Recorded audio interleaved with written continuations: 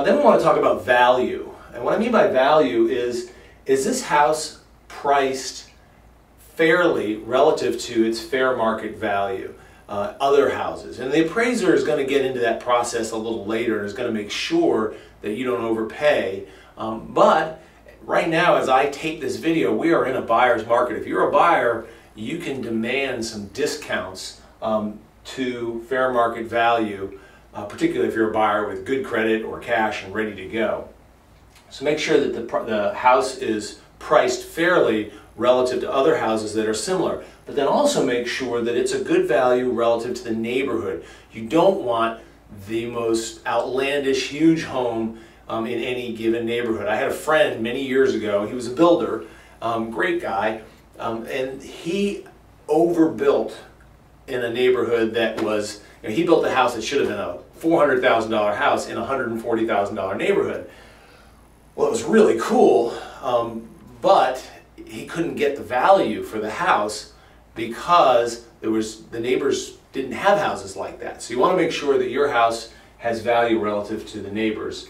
And then also make sure it's value relative to your budget. We had a whole session on affordability, but if you didn't see that video, or just to summarize it, even if you did, make sure that this house is going to comfortably fit in your budget. But that's not just the things that were on the affordability video. In that video we talked about principal, interest, taxes, and insurance, but there's also utilities. If you're going to buy a house that has old windows and lots of square footage and drafty doors and no insulation, you're going to be paying a lot more in utilities, and you need to plan for that. So make sure that the house is something that you can afford. On the aesthetics, that's kind of where the right brain comes into play. Does this house something that I like? Is it something I'm going to be proud of? One question you want to ask yourself is, can they easily be changed? Sometimes people just get wild ideas. And in our business, we look at a lot of strange houses. And not very long ago, we looked at one where obviously somebody had a great deal on bricks because everything was bricked. The walls were bricked, the patio was bricked, the yard was bricked, the driveway was bricked. It was just brick, brick, brick everywhere. Well, you know, brick is heavy and it's cumbersome, and I don't want to try to re-landscape a house that's just covered with brick everywhere. So we didn't buy that house because it was going to be very time consuming, and that means money for us to change those aesthetics. So make sure that your house, the aesthetics, if you don't like them, or if you don't think you can resell the house the way that they are right now, make sure they can be changed fairly easily. And then that brings us to talking about resale.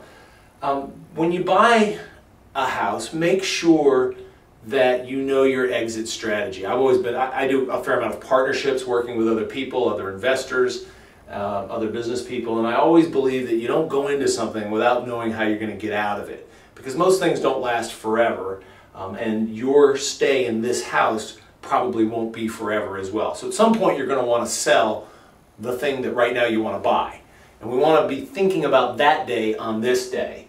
So when is resale likely? Do you see yourself in this house for 3 years, 5 years, 10 years? Are you hoping it's the last house? My wife and I are now in that what we hope to be the last house. Our children have grown, they've moved out. We actually need less space, not more, but we'll probably stay where we are because we managed to accumulate enough junk to fill our space. If that resale is going to be fairly soon, then you want to be buying a house that's not real hard to sell.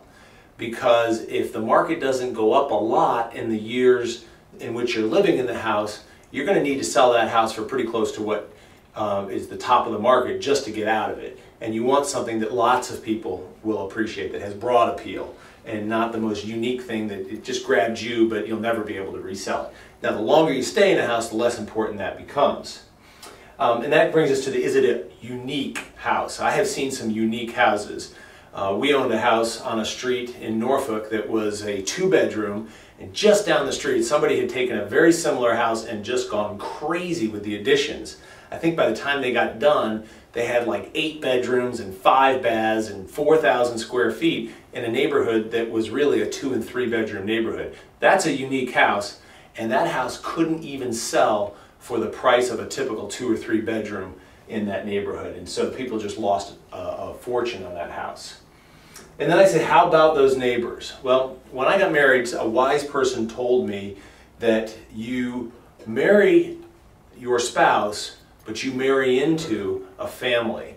And it's the same thing with real estate. You buy a house, but you're really buying into a neighborhood. So you want to make sure that the neighbors on either side, front, back, across the street, are all going to look just as good to the person you eventually sell this house to as they do to you. I have a house in the Chesapeake area that we tried to sell for a long time, but the neighbors just really like dogs. And they liked loud, obnoxious dogs. So every time somebody would go look at this house, the dogs would come flying across the yard, jump up on the chain link fence, and bark like crazy.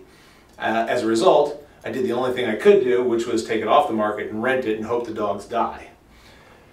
And then the last question is it an affordable price range?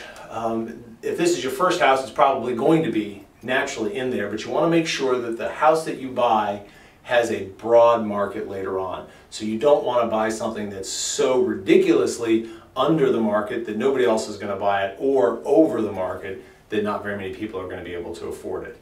By and large, if you're buying houses that can be rented for about the same amount as the mortgage payment, you're going to be okay because there's a rental market that's supporting that price. But you just want to be cautious about the price range in which you buy your houses.